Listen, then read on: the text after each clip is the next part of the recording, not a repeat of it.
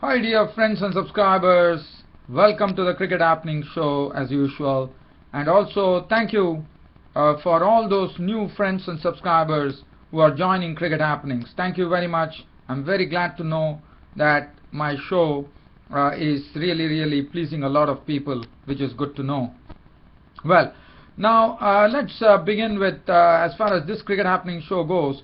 Well, we know that the Ashes series resumed battle yesterday at the SCG at the Sydney Cricket Ground, and well, it was a good toss for England. England for the first time in this Ashes series won the toss, and they were doing everything well till such time they had Australia in a real bind at 97 for 5. But once again, the person who has been playing so consistently so far throughout the series, according to me, along with Mitchell Johnson, would be a contender for the Man of the Series award after hitting consecutive 50s in each and every first innings of this Ashes test, came in, and he also got wonderful support from Stephen Smith, who has now really turned the talent that one has known him to be, finally flowering in full flight, I would say, with Stephen Smith going on to make his third test century and the second of the Ashes series.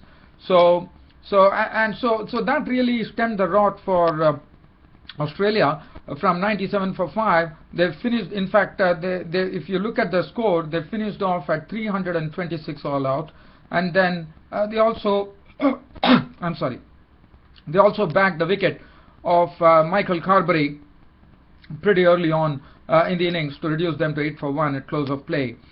And after that, we will also look at three debutants were there in this particular test match for England. So England making 3 changes. Looking at the other match, which happened in Abu Dhabi, as I said, the day 3, Pakistan were having a stranglehold on Sri Lanka with only Sri Lanka 7 runs ahead and 6 wickets remaining. But today it was totally turned upside down by the Sri Lankan captain Angelo Mathews, who once again came to their rescue in a very big manner and carved out an unbeaten 116 to his name with 12 fours and 1 6. It was a real innings of a lot of application and dedication, and what it did is it kept Pakistan bowlers on the field for the whole day, even though bad light stopped play on the third day. And look at what Sri Lanka did. Yesterday they were 186 for 4, 7 ahead, and now they closed at 420 for 5 wickets on day 4, with the 5th day's play really getting interesting, with Sri Lanka now ahead by 241 runs. And for all the toiling that Pakistan did, they just had 1 wicket as their reward, and that was Dinesh Chandimal's wicket, who finally really showed some class here with a knock of 89 runs, which I'm sure Dinesh Chandimal would be very happy to have made that particular knock at the very right time. And then Prasanna Jayawardene was unconquered on 48. Well, so first let's go on to the Ashes series and see what happened. Well, as I said, for England this was the first time that they won the toss in this Ashes test series, and they would have been very glad, Alistair Cook would have been very glad to do that. And looking at the pitch condition, in the sense looking at the pitch which had a greenish tinge in it, immediately Alistair Cook took the right decision of inserting the opposition, that is Australia, in.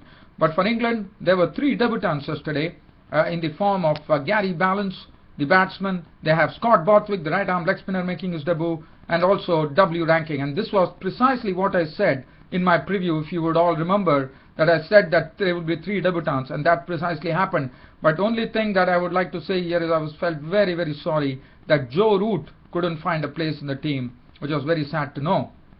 Well, as far as England were concerned, England actually inserted Australia, and Australia, well, this time it was not easy for them. The bowlers were bowling well. With the first wicket, the breakthrough was given by David Warner. Was looking good. He had actually stroked a few boundaries, but the breakthrough was provided by Broad, as he got a ball which actually straightened off the seam, and David Warner was caught on a stroke which he was trying to actually drive the ball, but it beat the bat, and he was castled by Broad for 16 with 3 boundaries. So that was wicket number 1, which made it 22 for 1. Chris Rogers, he was just staying at the crease along with Shane Watson, but Ben Stokes was given preference ahead of Boyd Rankin by Alistair Cook. And Ben Stokes, well, he has already shown his capabilities as a bowler, and definitely Ben Stokes, well, he bowled the right lines, and actually Rogers went for a shot which was a sort of a pull stroke of the bowling of Stokes, but he missed the ball and he was clean bowled for 11 with 1-4, and that made the score 51 for 2. In walked in the Australian captain Michael Clarke to join Shane Watson, and Shane Watson, well, he played some very, very good strokes. In fact, he played some very good strokes, his drives, some pulls. Michael Clarke was just trying to give company to Shane Watson at that stage, and the English bowlers were already over Australia because they already snapped up 2 wickets. And Michael Clarke, now Ben Stokes got a ball that left Michael Clarke, and Michael Clarke fell for the trap there as he was caught by Bell of the bowling of Stokes for 10 with 1-4, and that made the task for Australia much more difficult, in the sense they were really, really struggling, and the score read 78 for 3. Watson was there at the other end along with Stephen Smith, the youngster, joined him, and Watson, well, he took on his score to 43 with 7 boundaries before Anderson got a ball which finally nipped back, and Shane Watson was walking to the pavilion. LBW bowled Anderson for 43 with 7 fours, which made the score 94 for 4. Bailey came in, fiddled at the crease, struggled, and finally was out of his misery as Broad actually took his wicket as he was caught by Cook for 1, and that was half the side which were into the pavilion with the score on 97. And Alistair Cook would have been a pretty happy man that he made the right decision to put Australia in, and his English bowlers absolutely backed him up well, with everyone bowling pretty well, including Ben Stokes. But after that, it was Brad Haddin, the crisis man, who was always, every time he has come to the crease in this Ashes series, he has pulled Australia out of the woods. And once again, Brad Haddin came to the rescue. He had Stephen Smith for company, but this time Brad Haddin not really trying to take the attack to the camp, but in fact trying to consolidate, having a good look at the pitch and the bowlers before unveiling his strokes. At the other end, Stephen Smith was really in his attacking self. He was actually playing some marvelous strokes. He was hitting down the ground very well, and then once finally Brad Haddin got a real grip on the pitch, he started his strokes. And as you know, when Brad Haddin plays, I'm a great admirer of Brad Haddin, and I'm pretty happy that in this Ashes series Brad Haddin has been in full color and full form. And Brad Haddin once again started, and this is the time Brad Haddin started. He had a good look at the bowling, the pitch, and then finally he had a word with Stephen Smith, and then finally it was absolutely something that England would have not expected, as both the batsmen started going for the bowling, with Scott Borthwick, Rankin coming in. Rankin, well, he got some balls to really bounce off a good length spot, but unfortunately due to injury, after bowling 8.2 overs with no wicket to his name for 34 runs, had to go out, and he couldn't further bowl in this particular match.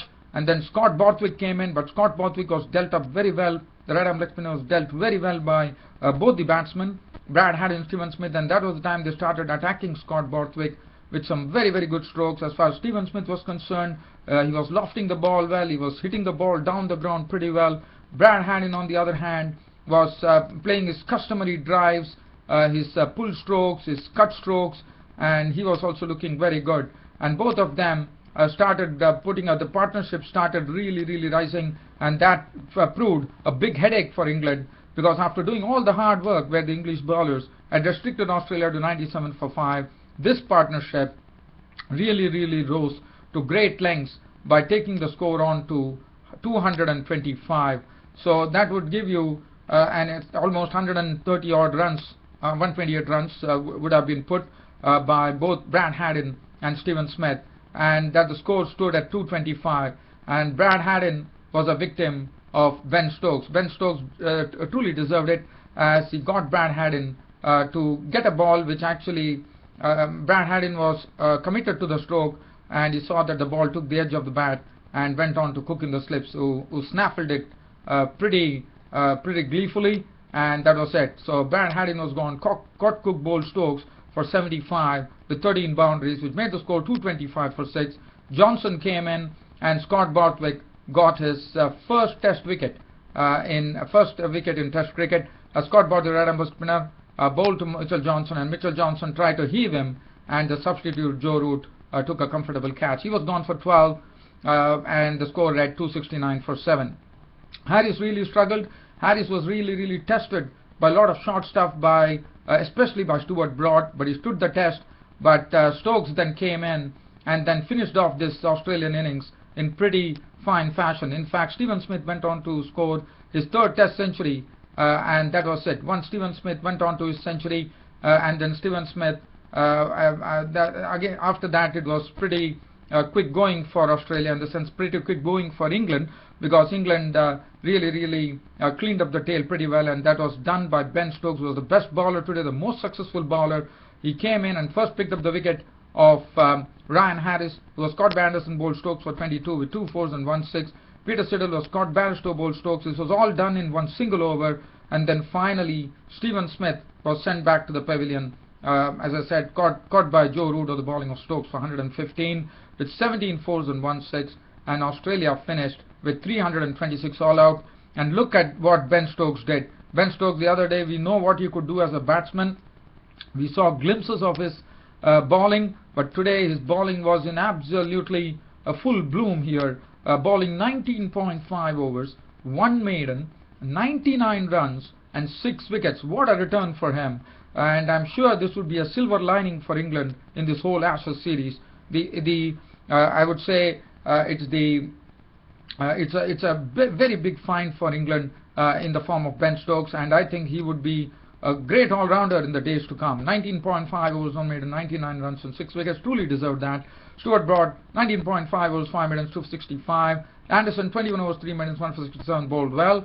Rankin, as I already said, he went off pretty quickly, only after bowling 8.2 overs. Borthwick, the right-arm leg spinner, according to me, was very impressive, because a lot of his he was really mixing it up, and one saw that he was also getting his googly going, and the batsmen were missing it, or they were playing it and they were getting edges and was just missing the stump. So even though the figures might not reflect the case in the case of Scott Borthwick, the right-arm leggy, but I thought he bowled superbly. 7 overs, no maiden, 1 for 49, but he would be pretty happy that on his first day in Test cricket he picked up the wicket of Mitchell Johnson, and so he has already got his first Test wicket, and we all know how that feels for a Test debutant. So so that was it. So Australia all out for 326, and then England took to bat, and England closed the day at 8 for 1 with Michael Carberry. Now this is a field placing as far as Michael Clarke is concerned. Michael Clarke got a leg slip for Michael Carberry, and Mitchell Johnson got a ball which was bowled on his leg stump, and Michael Carberry, trying to flick the ball, even perfectly knowing that there was a leg slip in place in the form of Nathan Lyon, Michael Carberry tried to flick it, and he flicked it in the air. Nathan Lyon at leg slip taking the catch, and he was gone for a duck. And I thought that was some very fine field placing by Michael Clarke. And you know, Michael Clarke is such an astute captain, and Michael Carberry was gone. So wicket number 32 for Mitchell Johnson in the Ashes series. Alistair Cook was not out on 7. James Anderson, the night watchman, was sent in, not out on 1. England finished on 8 for 1 at close of play on the first day of the final Test match of the Ashes series, played at the Sydney Cricket Ground. The bowling figures: Ryan Harris and Mitchell Johnson bowling 3 overs apiece. Johnson 3 overs, 1 maiden, 1 for 3, and Harris 3 overs, 1 maiden, none for 5. So, well, let me tell you something. Yes, the day definitely belonged to Steve Smith for his 115, Brad Haddin for his 75, and Ben Stokes, the English bowler, taking 6 wickets for 99 runs. Probably this is his only second Test match, third Test match, I suppose, and he has already had a 5-wicket bag. So that will do him. I'm sure he's absolutely. That will give him great pride, no doubt about it. And why not? He bowled superbly, and he definitely exhibited the skills exhibited the skills to show that he could be a wonderful bowler in the future for England. Well, so now let's shift the attention here to Abu Dhabi, where, as I said, Sri Lanka were absolutely, in the sense today, it really required an enormous effort from the Sri Lankans, because Chandimal was at the crease, was not out on 24, resuming at 186 for 4, and Angelo Mathews, the captain, coming in, and both of them what they did best was, first they decided not to take any risks in the morning. They really saw off Junaid Khan and Rahat Ali. But today we saw, as I said, this pitch has behaved in a very, very odd manner. Today there was not much assistance for the seamers, and they had to bide their time. And the best thing that Sri Lanka did, that is the Angelo Mathews and the Sri Lankan captain and Chandimal, is that they first saw off that very, very tough period. The first hour, the first session in the first hour was seen off very well, and after that it was some stroke making started with Angelo Mathews pulling well, driving well, lofting well. Chandimal also joining him. As you know, Chandimal, whenever he plays some strokes, it's pretty attractive to watch. And Chandimal was under definitely some pressure because it's quite a long time since he has scored very good innings of note. So he joined Angelo Mathews, and both of them started frustrating the Pakistani bowlers by taking the scores, stretching the score from 186 for 4 to 324 with some very nice strokes being played by both the batsmen. In fact, they also blunted the bowling of Saeed Ajmal, and in fact what they did is they didn't take much of a risk with Saeed Ajmal. They really gave him some respect, but as far as the other bowlers were concerned, they dealt with them severely, as the case was. And also they also dealt in a very I would say in a very compact manner, as and when it demanded so. So basically what they did is they actually chiseled together a partnership and took on the score to 324. So that essentially meant that it was almost more than 130 runs partnership for the 5th wicket, and it was really, really frustrating the Pakistanis. And as I said, this was the pair which had to do it, and Sri Lanka delivered at the right moment, and Angelo Mathews, the captain, once again coming to the rescue of Sri Lanka, as he did in the first innings when he made 91 runs. And that's what enabled Angelo Mathews to get on to a century. He made 116. He was not on 116. The only reward that Pakistan got through the entire day was Dinesh Chandimal's wicket, when Dinesh Chandimal was caught by Rahat Ali off the bowling of Junaid Khan for 89 with 12 boundaries, which would do him a lot of good here. And then Angelo Mathews was after that. There was once Chandimal was gone with the score on 324. It was the turn. The new ball was also taken by Pakistan, but definitely didn't get any reward. The only reward that they got was of Dinesh Chandimal's wicket. But after that, it was Prasanna Jayawardene, the wicket-keeper batsman, who failed in the first innings, but as said, he's a perfect test batsman. He has a very good test record, and that was pretty evident in the way he batted. He really buckled himself and gave admirable support to Angelo Mathews, the Sri Lankan captain, and both of them started really milking, in the sense they started really frustrating the Pakistani bowlers with their door batting display. And Angelo Mathews, well, his first 50 came pretty quickly, but when he was reaching his 100, it was taking probably 113 balls. And also Angelo Mathews in his 90s was really bogged down, but slowly he got to his century by making an unbeaten 116. He was still there, not out towards close of play, with 12 fours and 1 6. And Jayawardene, the Prasanna Jayawardene, the wicket, was not out on 48 with 5 fours and 1 6. And Sri Lanka just gave 1 wicket today to the Pakistanis, with the score reading 420 for 5 wickets at close of play on the day 4 of this first test match between Pakistan and Sri Lanka, played at the Sheikh Zayed Stadium in Abu Dhabi. So that essentially means that Sri Lanka are 241 runs ahead now, and I think the match has really turned now, because tomorrow probably Sri Lanka, what they could do is they could probably bat the first over and pick up as many runs as possible, and probably give a target of one can say probably close to 350 runs. But looking at the Sri Lanka, I mean, whether that is going to happen, whether Pakistan are going to allow it, that remains to be seen. But 350, and tomorrow is the 5th day. It is the final day track where Pakistan are going to bat last. So it could be pretty interesting. Probably the spinners might come to the fore. There might be Sachitra Senanayake. They have some very good spinners, Sachitra Senanayake and Saeed Ajmal. And Pakistan, from a position of strength, might find themselves really in a very a spot of bother. You never know. But all in all, I think we are looking forward to an interesting day's play coming up on the final day of this first test match here in Abu Dhabi. The bowling figures: Junaid Khan 31 overs 2 minutes 81 runs and 3 wickets.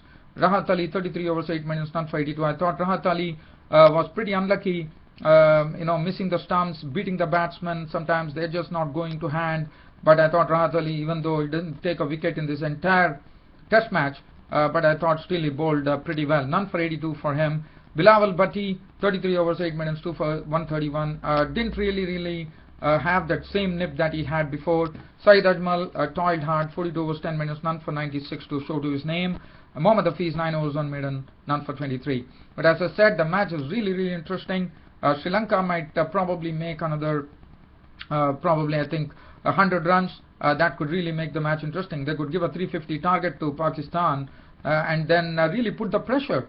And I think yes, it's going to be a very interesting day's play coming up on the final day of this particular test match between Pakistan and Sri Lanka. Well, dear fans and subscribers, once again thank you for your admirable support to this cricket show. And once again, dear fans and subscribers, this particular cricket show is absolutely free to subscribe. So all dear friends and subscribers who love my Cricket Happening show, please go ahead and subscribe to this Cricket Happening show. As I said, you are the wheels of my business, and I would always thank you for the tremendous support that you have showed for me over these 3 years and also in the years to come. Thanks for your continued company and cooperation to the Cricket Happening show. Your host Ram would like to end the cricket show for today, but once again tomorrow it's a Saturday, as you will all know that this Cricket Happening show will be pretty late on Saturday because of my office work. So once I come back from office, I'll be doing my cricket show, and I'm sure you have all been pretty patient and I'd always I've been very patient, as I said, and I'm sure tomorrow also you all will be waiting to watch my cricket show on Cricket Happenings. Until then, it's goodbye from your host Ram. Thank you.